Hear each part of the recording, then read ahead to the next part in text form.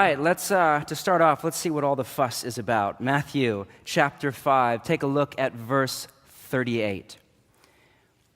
You have heard that it was said, eye for eye and tooth for tooth. But I tell you, do not use violence to resist evil. If anyone slaps you on the right cheek, turn to them the other cheek also. And if anyone wants to sue you and take your shirt, hand over your coat as well. If anyone forces you to go 1 mile, go with them 2 miles. Give to the one who asks you, and do not turn away from the one who wants to borrow from you. Yesterday morning, a car barreling into a crowd at a white supremacist rally in Virginia. 1 dead, 19 wounded, the soul of our nation in crisis. Friday, the day before that, Ezekiel Elliott suspended from 6 NFL games for domestic abuse. Thursday, the day before that, Pyongyang and our president going at it from a golf course in New Jersey. Quote, North Korea best not make any more threats to the United States. They will be met with fire, fury, and frankly power the likes of which the world has never seen. Wednesday, the day before that, a man in a BMW running down 6 French soldiers. He's later shot in a car chase. Story after story. For all of our talk, in particular in a city like Portland, about how evolved and how enlightened we are in the modern Western world, the world that we call home is still, to this day, chock full of violence. Enter Jesus of Nazareth. What exactly does he have to say about this phenomenon? Well, let's work through his teaching line by line. Again, 38. You have heard that it was said, and then a quote, eye for eye and tooth for tooth. Now, this is a quote of a command that we read not once or twice, but 3 times in the Torah. Exodus 21. If there is serious injury, you are to take life for life, there it is, eye for eye, tooth for tooth, and then he goes on, hand for hand, foot for foot, burn for burn, wound for wound, bruise for bruise. Leviticus 24, anyone who injures their neighbor is to be injured in the same manner, fracture for fracture, eye for eye, tooth for tooth. The one who has inflicted the injury must suffer the same injury. Deuteronomy 19, show no pity. Life for life, eye for eye, tooth for tooth, hand for hand, foot for foot. Good evening. Welcome to Bridgetown Church. We're just so happy you're here. Just here to give you a little bit of a shot in the arm before your week ahead. Now, at first glance, this command, let's be honest, it sounds barbaric, right? And cruel and pre-modern, and what in the world were people thinking? But think about it. To this day, if somebody hits you, what's the natural thing to do? Hit them back, right? And is it to get even, or is it to kind of one-up them a little bit? Be honest. It's, yeah, both, exactly, right? It's to go, there's a little bit of John Wick in all of us, right? Like you just want to go off on people. And if you don't believe me, have 2 boys, age 11 and 8. Trust me, it's true. I see it on a daily basis. The bent of the human condition is not toward justice in a court of law, but is to revenge and even to violence. You give me a black eye, I give you 2. You burn down my barn, I kill your family. You fly an airplane into my building, I invade your country. So the heart behind this command here is, whoa, okay, let's slow down the train. Go to a court of law. Notice this command is for a judge in a court. It's not for the victim of a crime. And the judge in the court is to see that the punishment, that justice is done, for starters. Make sure there's no, bribery or injustice based on ethnicity or socioeconomic status. No, he is to see that justice is done and that the punishment is fit to the crime. Now, in legal jargon, this is called lex talionis, or the law of retaliation, and to this day, it is a key facet of our justice system. In 2 millennia BC, or whenever this was first around, it was way ahead of its time. Progressive and humane. But as we're about to read, you'll see this in a minute, Jesus takes this command and he sets it aside. Basically, he says, okay, that was then, and this is now. And all the other examples, we're on number 5 of 6 examples in Matthew chapter 5 of the way of Jesus in action. In all of the other examples, Jesus takes a command and he kind of takes it a step further. But in this one, there's a twist, there's a surprise. He sets the whole thing aside. Basically says, this has a place in the legal system, sure, but it no longer has a place in the life of my followers. My followers are to be a city on a hill, to be the light to the world, to put on display a whole new way to be human. Now, why would Jesus set this command aside after so long? Well, all sorts of reasons. Here's the one I think at the top of the list. Because at best, all it could do was keep violence in check, rein it in, if that. As a general rule, violence begets more violence. It feeds on its own energy. This is biblical theology, it's psychology and sociology, and it's also common sense. As Mark Twain put it in Huckleberry Finn. You ready for this? What's a feud, Buck? Why, where was you raised, Huck? Don't you know what a feud is? Never heard of it before. Tell me about it. Well, says Buck, a feud is this way. A man has a quarrel with another man and kills him. Then that other man's brother kills him. Then the other brothers on both sides goes for one another. Then the cousins chip in. By and by, everybody's killed off, and there ain't no more feud. But it's kind of slow and takes a long time. There it is, the human condition. Theologians and ethicists and sociologists talk about the myth of redemptive violence, which is a myth. It's a lie, it's not true, but it is a kind of basis of modern society. And the myth is that the best way to fight violence is with more violence. But in reality, at best, all violence can do is keep itself in check. And there's a time for that, but that's the best case scenario. All too often, it escalates, it feeds on its own energy, and it makes a bad problem worse. So what does Jesus have in mind? 39. But I tell you, remember it's a little verbal formula from a first century rabbi, here's what you think a command means, here's what it actually means. Do not, in the NIV, it's do not resist an evil person. Now, this line is very slippery to translate from Greek into English, and it's easy to misread, so please pay close attention for a minute. Let me just nerd out on you. So a few hundred years ago, the King James translated the Greek here, do not resist. Depending on how cynical you are, that was potentially because of King James and his desire to subjugate people under the British monarchy, depending on how cynical you are. Either way, most scholars all agree that's a really lousy translation, but unfortunately it has stuck around. And the reason it's unfortunate is because it makes it sound like Jesus is saying, hey, just roll over and play dead. But that's not what he's saying, as we'll see in just a minute. That doesn't even make sense because Jesus goes on to resist evil right and left. But the means by which he resists evil is nonviolent. Now, the word that is translated in the NIV as resist is antestonai. Can you say that? Right. One lexicon defines it this way, to engage in revengeful or violent retaliation. Here's a few other ways to translate it into English. Do not take revenge on, or do not retaliate revengefully using violence, or, as the word evil should be there, evil means. Don't react violently against the one who is evil. Or I think the most simple and the most helpful, don't use violence to resist evil. That's from New Testament scholar N.T. Wright. I think that does a great job of capturing the heart behind antestonai. And then the next word is ta panera, and it means the evil person, or even more simply, just the evil. So this is about how to interact with evil and evil people in the world. Most first century Jews would have immediately thought of the Romans. Most of us today immediately think of ISIS or North Korea or a white supremacist or closer to home, a nasty coworker or a mean neighbor. How do we deal with people like that? Well, there's a negative and a positive answer to that question. The negative is not with violence.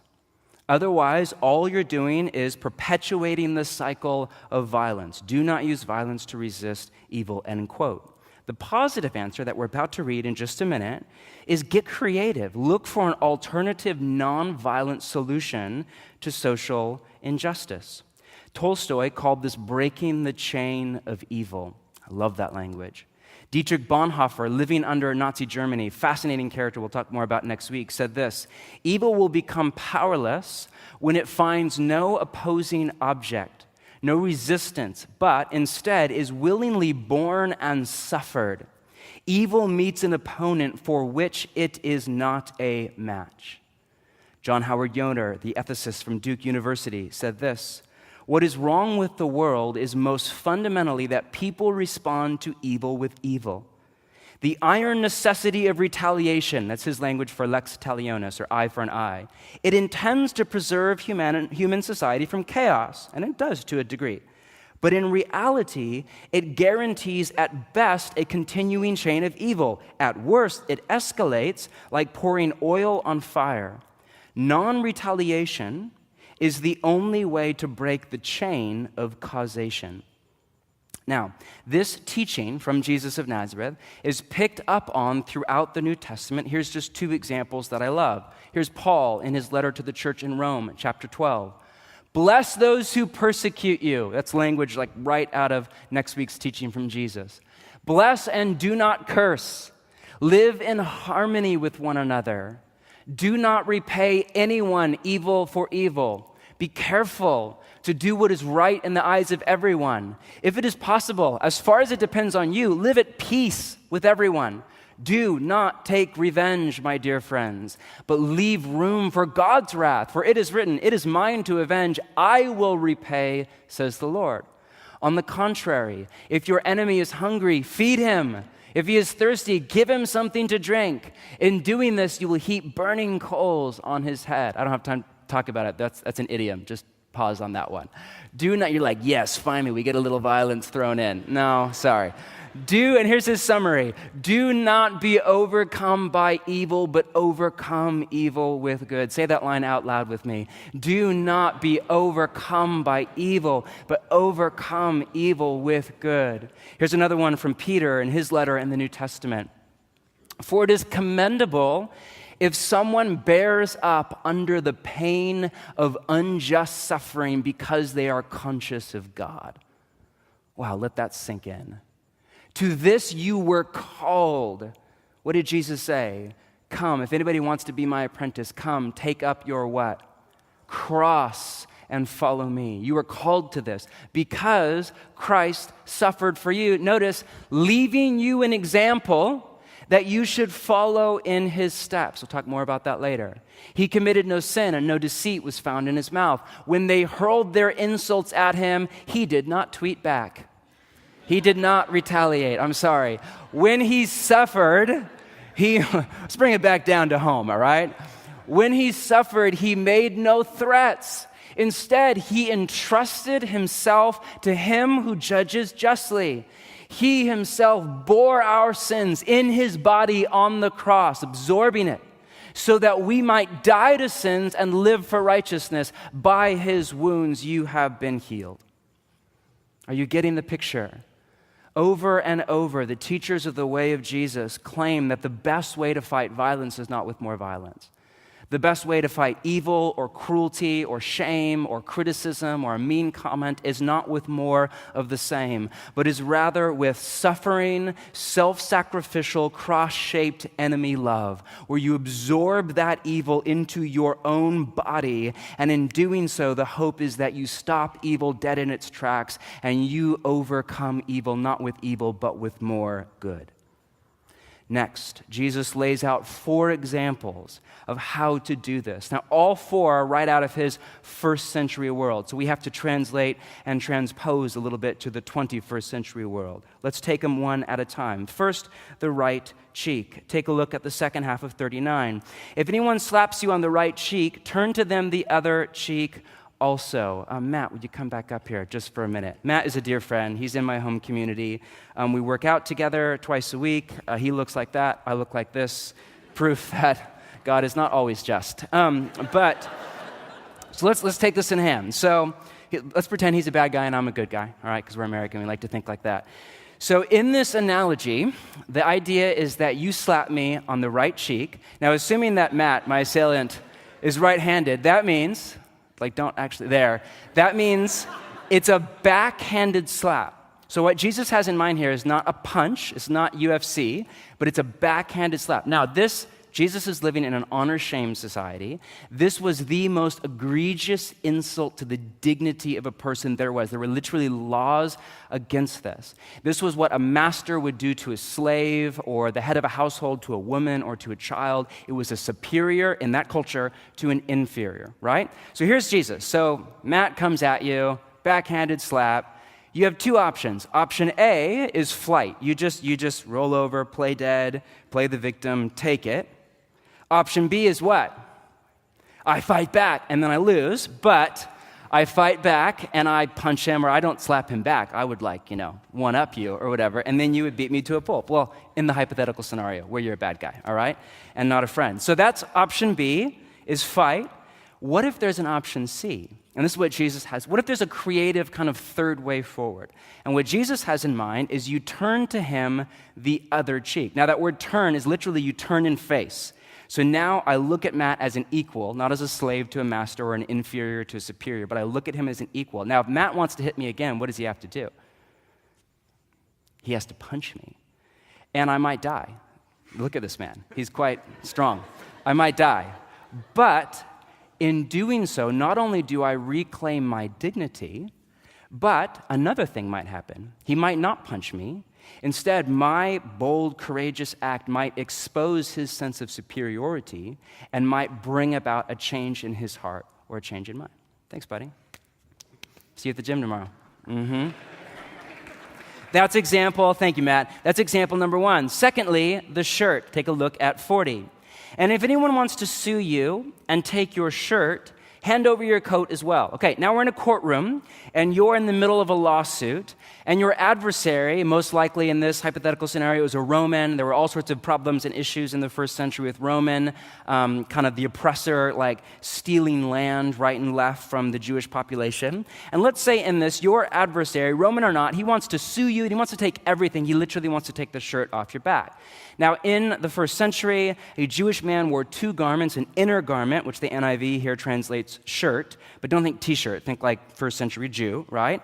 Which, unless if you were really poor, you would have more than one shirt, more than one inner garment. And then you had an outer garment, which the NIV here translates coat, which was more like a robe that you would wear over your inner garment, and then, listen, you would use as your blanket at night.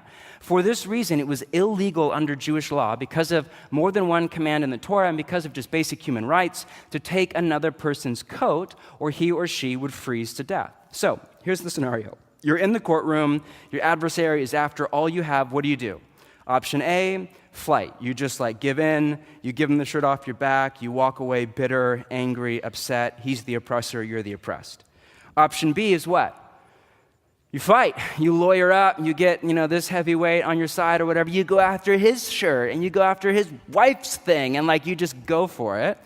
Jesus is saying, it's all right, what if, slow down for a minute, what if there's an option C?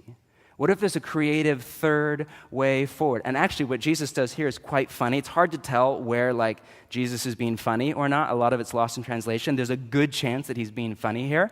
And the odds are what Jesus is saying is, right, here's an idea. Just strip naked right in the middle of the courtroom. Okay, this is before Calvin Klein and you have your shirt, that's all you have, all right?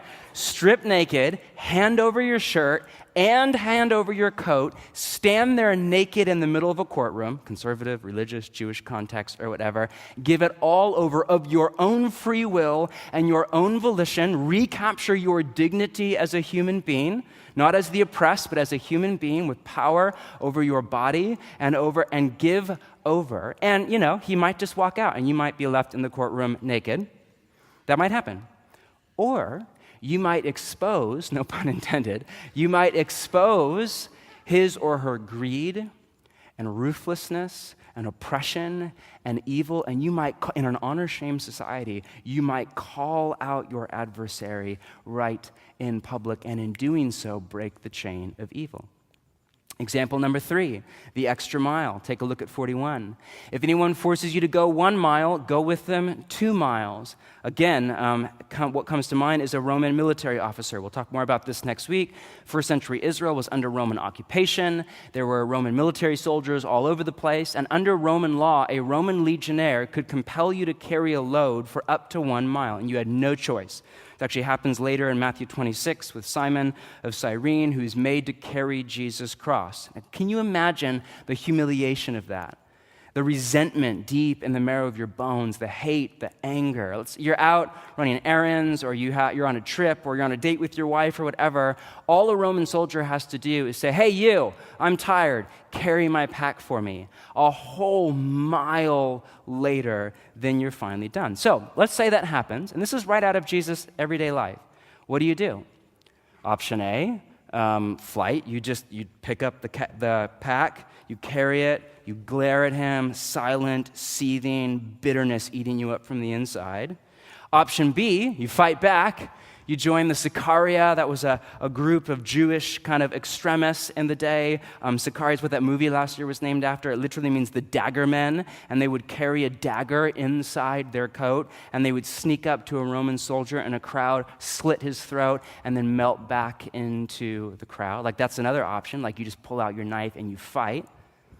But what if there's an option C? What if there's a third creative way forward? What if instead you say, sure, let me carry your pack, you get to mile marker 1, and you keep going?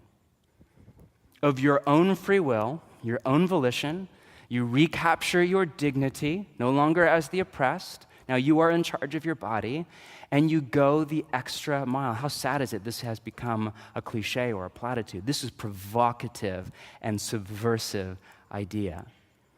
And in doing so, what if you start a conversation? What if you ask them, what's it like to be 1,000 miles away from home? Do you have a wife back home? Do you have a family? What does it feel like to be here where nobody wants you here?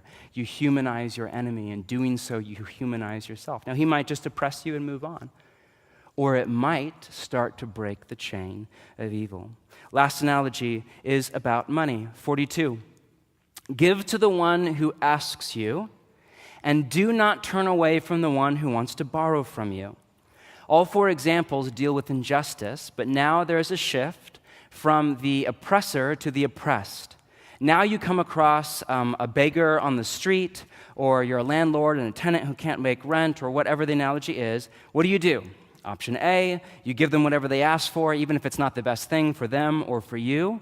Option B, you say, no way, pull yourself up by your bootstraps. This is the land of opportunity, and you continue the growing gap between rich and poor. But by now, you all know that with Jesus, there's an option C. There's a third creative way forward. What if instead, here's Jesus' idea, you give to them, but you give out of relationship, not just generosity, as great as that is, but more than that, justice, and in doing so, you break the chain of evil. Can we just pause for a minute and say, how brilliant and beautiful is this? This is why I keep coming back to Jesus and his way. I find it so compelling. This is just not what you hear on the street, even in our world.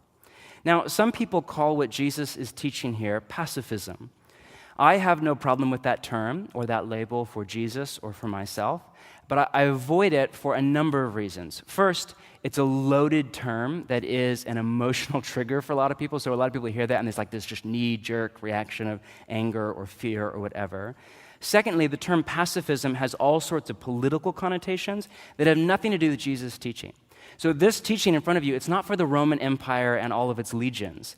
It's for followers of Jesus. And we can guess at what Jesus would say to the Roman Empire, but we don't have that on paper, right? This is for you and for me and our apprenticeship to Jesus of Nazareth. But when you hear that word pacifism, for a lot of people, that is a political word that has to do with the size of the U.S. military or our budget or this or that war.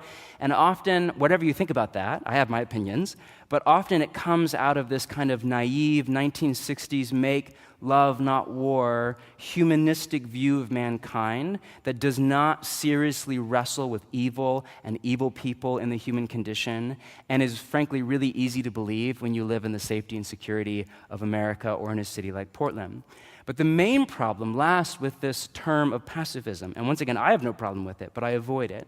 Is that for a lot of people, when they hear that, it means passivism, as in just roll over and take it like a doormat. Now, that's not what the word means. The etymology of the word pacifism means to pacify. It means that you reject the either-or option of fight or flight, and you look for an option C, a creative alternative to violence. New Testament scholar Scott McKnight writes this: pacifism isn't quietism or withdrawal or inactivity, and it isn't simple submission. Pacifism's root is connected to the peacemaking beatitude, rooted in love and expressed when the follower of Jesus actively seeks peace. Pacifism isn't a lack of interest or non-involvement, but the hard work of seeking peace. And I love this. Pacifism is nonviolent resistance, not non-resistance. Passivism is not what Jesus is teaching here at all. Not one of these four examples are passive. They all call for the apprentice of Jesus to do something creative, surprising, wise, intelligent, bold, risky, to the threat of his own life on behalf of others. They are creative ways to respond to social injustice, but without using violence. That's why they are examples. I mean, they are commands, but you have to get to the heart behind the commands and think of all four as examples. Don't think, well, if a Roman soldier were to ask me to carry his pack, I would say yes. You have to extrapolate out from that what God's heart is for you in our nation, in our world, in your workplace, on your street, when you run into evil or to evil people. These examples are to spark what New Testament scholar Richard Hayes from Duke University, what he calls moral imagination, to get you thinking about, again, creative alternative solutions that are not violent to evil. Our imaginations are captive to violence because of the world we call home, the human conditions, the stories we tell, the way the history books are written, the way the news is set up. Our imaginations are captive. We just can't break out of this either-or, fight or flight kind of paradigm. Jesus' teaching here and in other places, and even more so his life, which is so compelling, and its fulcrum point in the cross, breaks open a whole new horizon of possibilities of how to deal with evil and evil people in the world. For that reason, I think a better term is nonviolence. That's my shorthand. That, of course, again, doesn't come close because it's all in the negative. That's like saying calling a healthy marriage non-adultery or something like that. And as we'll see next week, Jesus has way more in mind than don't kill people. He actually wants to take it to a whole other level. He wants you to love your enemy. And if you don't like that idea, do not listen to Jesus of Nazareth because he has a lot to say about it.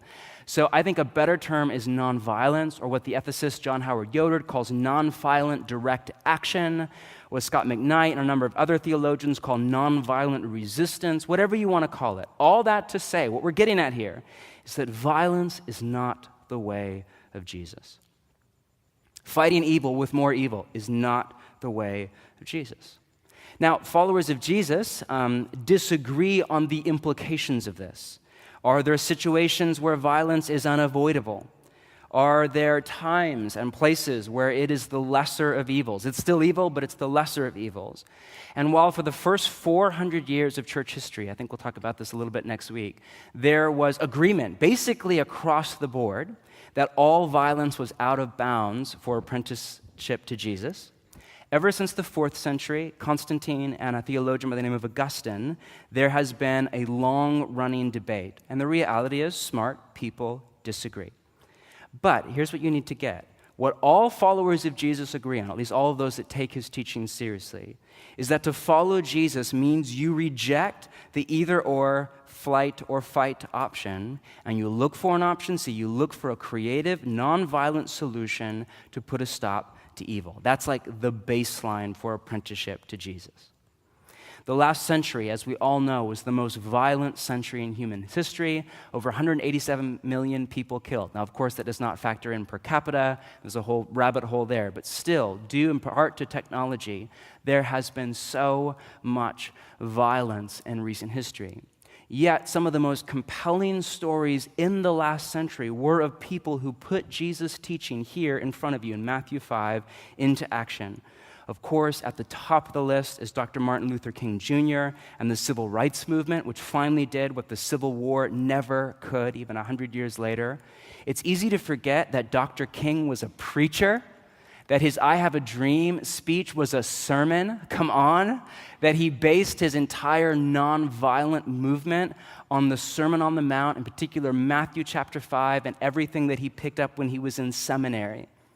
Dr. King and many others like him shocked America into action, not through violence, but through nonviolence, through absorbing the evil of German shepherds and stonings and abuse and systemic racism and nights in jail and police beatings and even torture, and in his case and many others, death into their own body. And in doing so, they exposed the systemic racism of our country for just how ghastly it was, and in doing so, changed the world. Now, we have a long ways to go. We all know that. But we have come so far. Then, of course, you have Gandhi, who never became a follower of Jesus, in part because he was so turned off by his experience of racist Christians in India. But he loved the Sermon on the Mount. Do you know that? A little backstory you may or may not know. He was introduced to Matthew chapter 5 when he was in South Africa as a lawyer before his movement. He made friends with a Quaker, which is an Anabaptist stream of the church that makes the Sermon on the Mount front and center and therefore makes nonviolence front and center to discipleship to Jesus. And this Anabaptist, Mr. Coates was his name, gave him a copy of The Kingdom of God is Within You by Leo Tolstoy, another follower of Jesus and activist for nonviolence.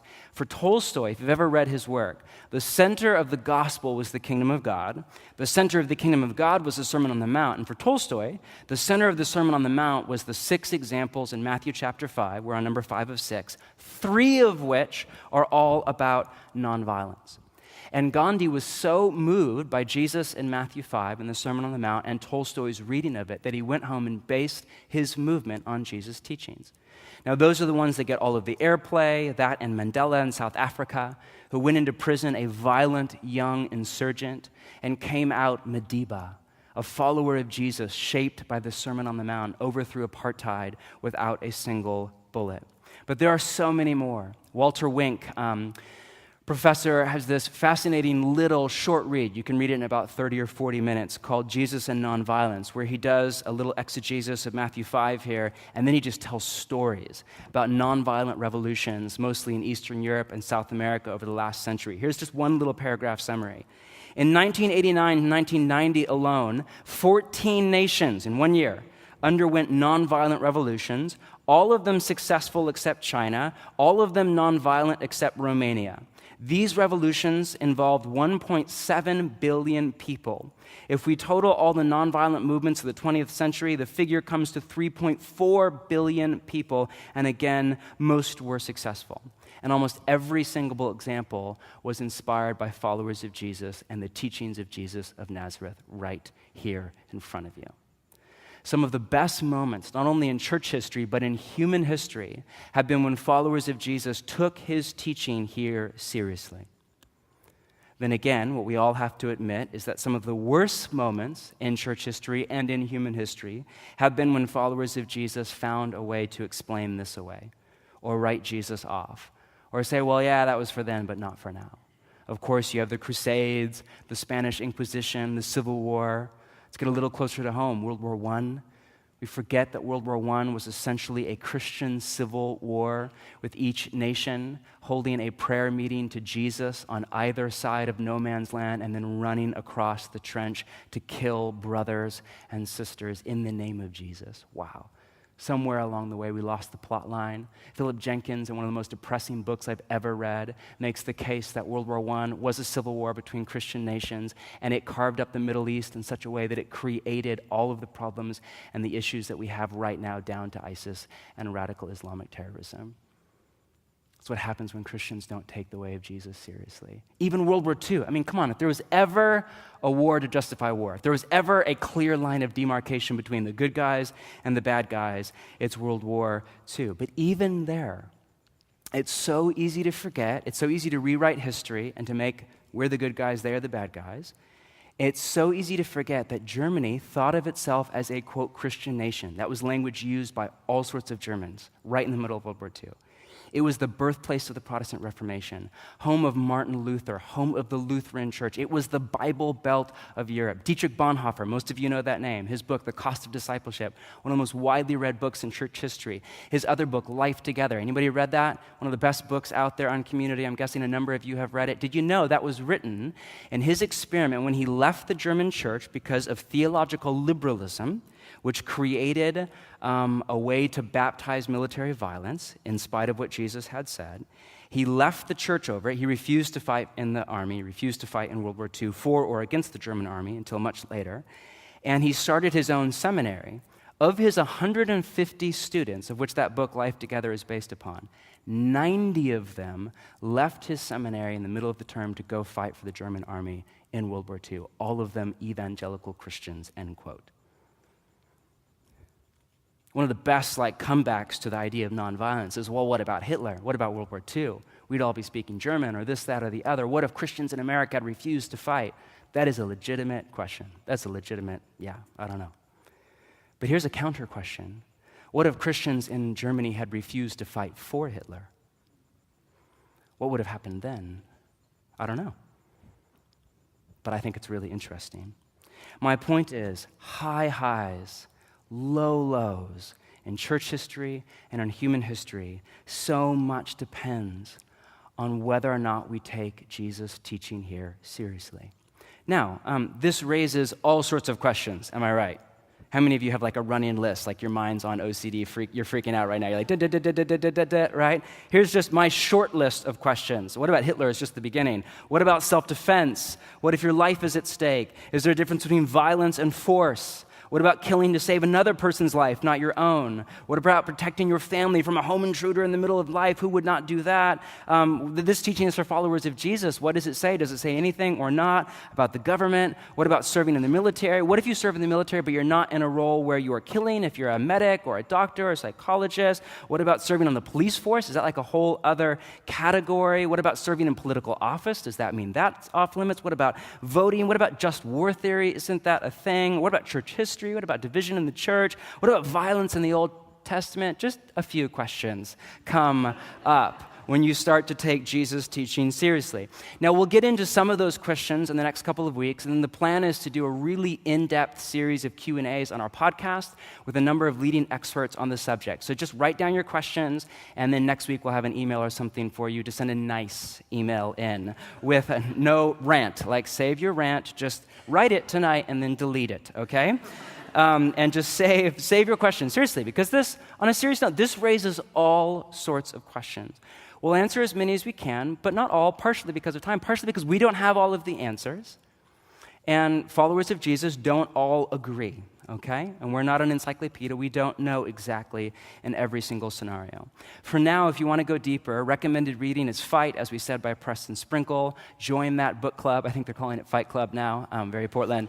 Feel free to join that or pick it up out at the info desk. And if you want more recommended reading, I think we have a list at the info desk, or just email in, and I have a list of some amazing mind-bending reads for you. Now, that said, for tonight, a few pastoral words for our church. I've been praying about this for just quite a while now. First, I want to call out the emotions in the room.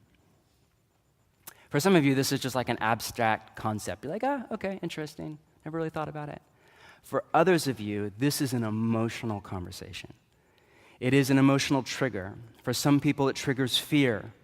And that makes sense. Every time we read the news, we read about North Korea, or the threat of nuclear war, or a terrorist attack. I was just in London, and I was with my 11-year-old boy, and we were walking over the bridge where just a few months ago, people were run down by a delivery van. It's just crazy, the world that we live in. So there's a lot of fear.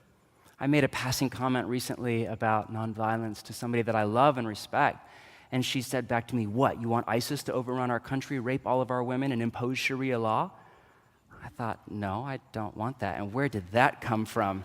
And you think that's going to happen just because I decide not to kill people because I follow Jesus? You think that? And my point is not to mock her. My point is to say, for a lot of people, there's this knee-jerk, there's the emotion of fear. And it makes sense. The world is a bit scary right now.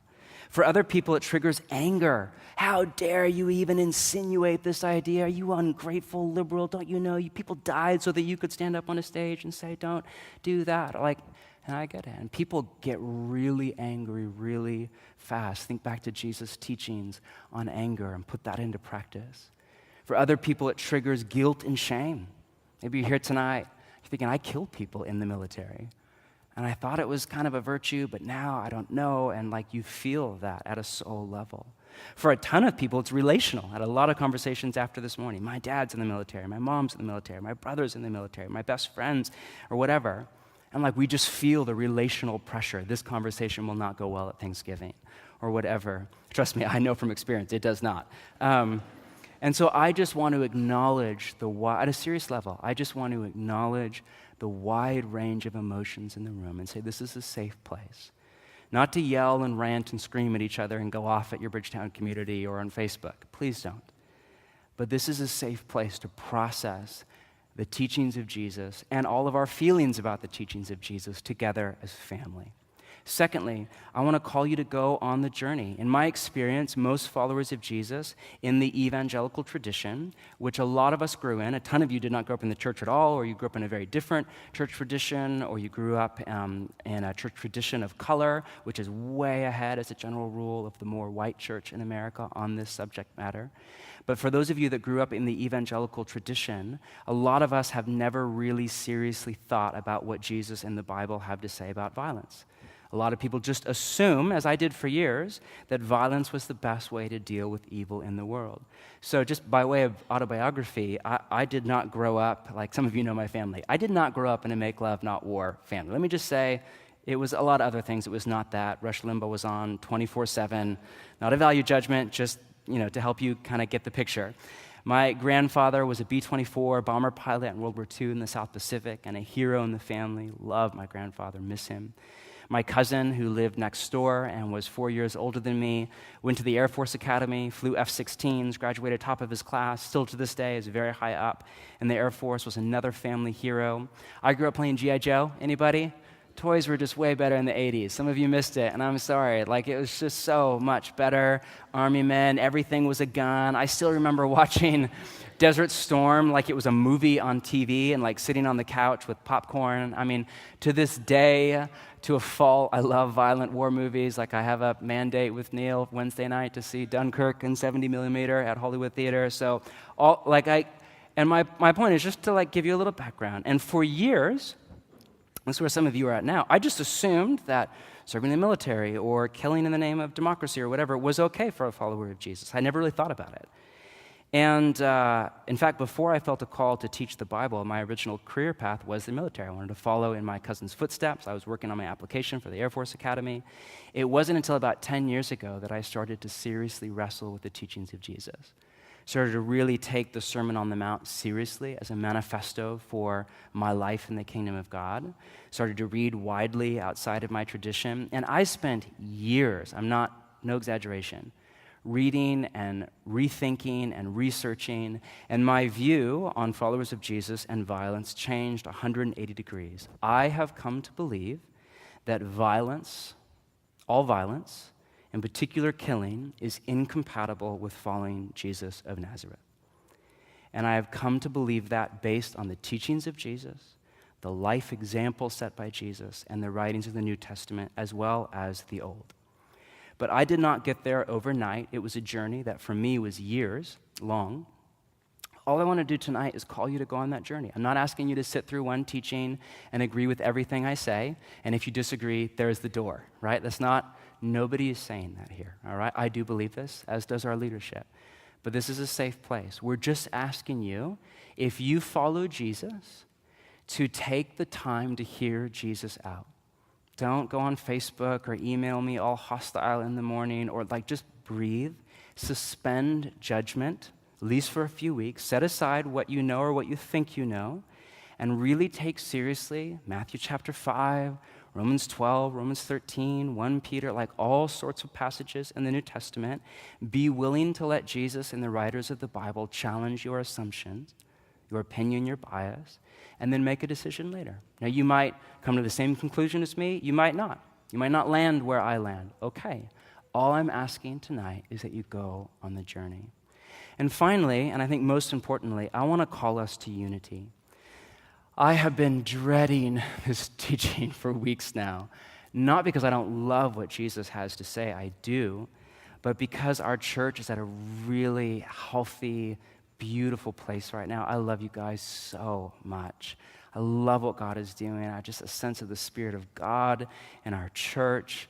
So many people living in community for the first time, rediscovering the way of Jesus as a way of life. Do you see how many people got baptized last week? I forget the number, but it was in the middle of August. I mean, it was hot outside, but still, in the middle of August. It was beautiful. I'm loving our leadership team right now. I mean, we're so great. We have money. It's a miracle. I'm just so grateful for the season that we're in. And listen, the enemy would love to use this, a teaching of Jesus, or our reading of the teaching of Jesus, of all things, to divide us. That is not God's heart. It's not our heart. Even if a few weeks from now or a few months from now we have to agree to disagree, if not on the heart posture, then on some of the implications. Okay, but let's not let this divide us as a family. Please, let's fight for unity, but in a nonviolent way. Let's stand and pray together.